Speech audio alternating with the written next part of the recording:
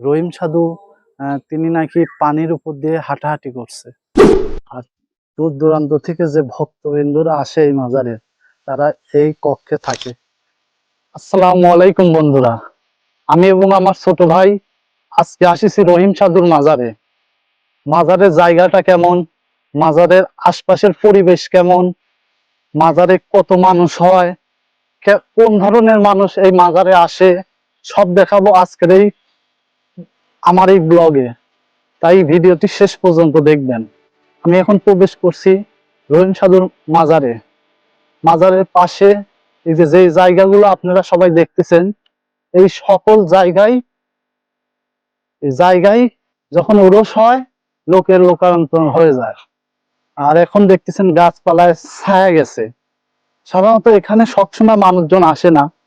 এখানে যখন উরস হয় তখন এখানে মানুষজন আসে, আসি যার যার মতো করে তারা উপরে সামিয়ানা টাঙায়, গান এবং আনন্দ করে থাকে। এটা হচ্ছে মাজারের মসজিদ। এই যে আমার পিছনে দেখতেছেন, এটা মাজারের মসজিদ। আমরা এখন সামনের দিকে যাব, সামনের দিকে মাজারের মূল মাজার যেটা সেটা আছে।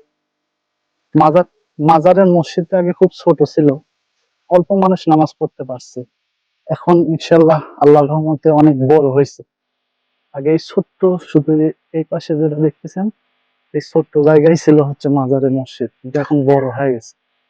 এই যে আমাদের সামনে যেটা দেখতেছেন, এটা হচ্ছে সেই রহিম সাধুর মাজার। আপনাদের সামনে থেকে দেখাই, এটাই সেই শাহপুরের রহিম সাধুর মাজার। এই যে মাজার, এইখানে গান হয়, এখানে গান হয়। আর দূর দূরান্ত থেকে যে ভক্তবৃন্দরা আসে এই মাজারে, তারা এই কক্ষে থাকে। এই রুমগুলো দেওয়া হয়েছে তাদের থাকার জন্য। আর এইখানে গান হয়, আর এই চারপাশটায় মানুষজন দিয়ে ভরে যায়। আর এটা হচ্ছে রহিম সাধুর মাজার। এই যে মাজার, দেশ কাল পাত্র কাল অস্থায়ী সময়, মুর্শিদ পাত্র সমরূপ দেশ। এটা হচ্ছে মাজার, যে রহিম সাধু যে মাজারটা বলে, এটাই হচ্ছে সেই মাজার। আর এই যে গাছ টাছ দিয়ে ছায়া গেছে এই দিক দিয়ে, এটা এই জায়গা দিয়ে যখন উরস হয় তখন এই জায়গা সব পরিষ্কার করে। পরিষ্কার করার পরে এখানে সবাই আসে যার যার মতো করে সামিয়ানা টাঙায়। সামিয়ানা টাঙানোর পরে নিচে থাকে। আর এখানে মাজারের থেকে রান্না বান্না করা হয় খিচুড়ি, সেই খিচুড়ি খায় এবং এখানে থাকে। এখন যেহেতু উরস না, এই জন্য মাজারে কেউ নাই। আর এমনিতে মাজারে কেউ আসে না ওইভাবে। এটা হচ্ছে মাজারের সামনের দিকে সাইড। এই যে এটা দরবেশ রহিম শাহ এই সৃষ্টি রহমতুল্লাহ আলাইহির মাজার শরীফ। এই পাশে রান্না বান্না করা হয়, এইখানে রান্না বান্না করে এই যে এই পাশটায়।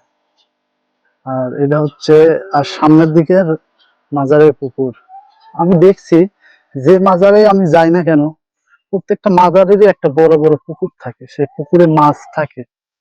এই যে পুকুর, এই দিক দিয়ে মাজারের আরো আরো ঘর ছিল, জানি না, আমি অনেকদিন পরে আসতেছি তো তাই দেখতেছি এই ঘরগুলা নাই। কিন্তু এই পাশে দিয়ে মাজারের আরো ঘর ছিল, কিন্তু এখন আর ঘরগুলা নাই। মাজারের এইদিকে আসলে এমনিতে মন ফ্রেশ হয়ে যায়। মাজারে সাধারণত কোন মানুষগুলো আসে, মাজারে যারা মাজারের তরিকায়, যারা মাজারে বিশ্বাস করে, মাজারে মহান আল্লাহর কাছে না চাইয়া মাজারে আসে। মাজারে আইসা মানত করে, কারো ছেলে হচ্ছে না, ছেলের জন্য মানত করে। আর এখানে আইসি কিছু খিচুড়ি টিচুড়ি রান্না করি, মাজারে সকলকে খাওয়ায়। এই মাজারে যে দায়িত্বে আছে সে এখন নাই।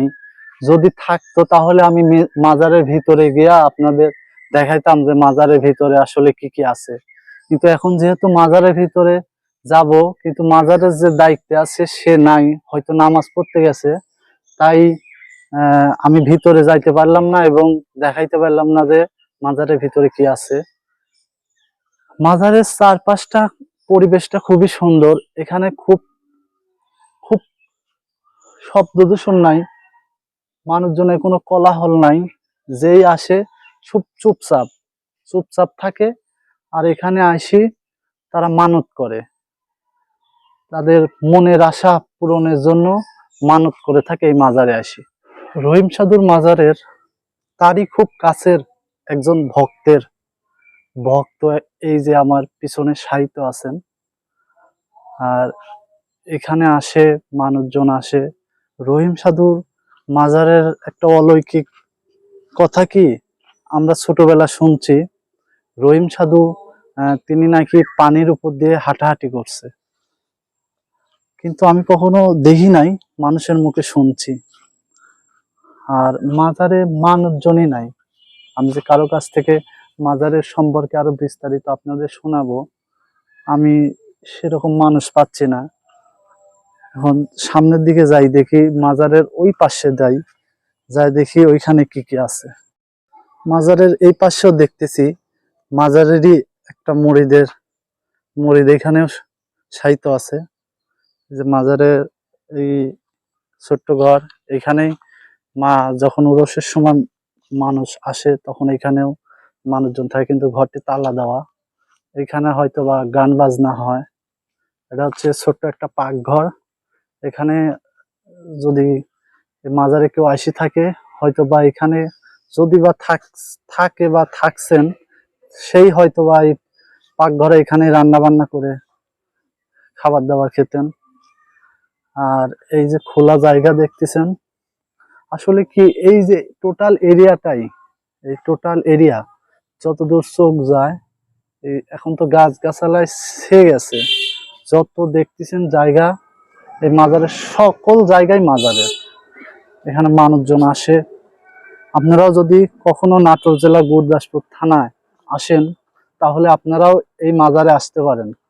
চাষকর বাজার থেকে যে কোনো অটো অথবা ভ্যান গাড়ি যদি বলেন শাহপুর মাজারে যাব, তাহলে আপনারা আসতে পারবেন এই মাজারে। তো আজকের মতো ভিডিওটি এই পর্যন্তই। যদি ভিডিওটি ভালো লাগে থাকে তাহলে অবশ্যই লাইক কমেন্ট শেয়ার করবেন। আর এরকম ভিডিও যদি আরো দেখতে চান তাহলে অবশ্যই কমেন্ট বক্সে জানাবেন। আল্লাহ হাফেজ।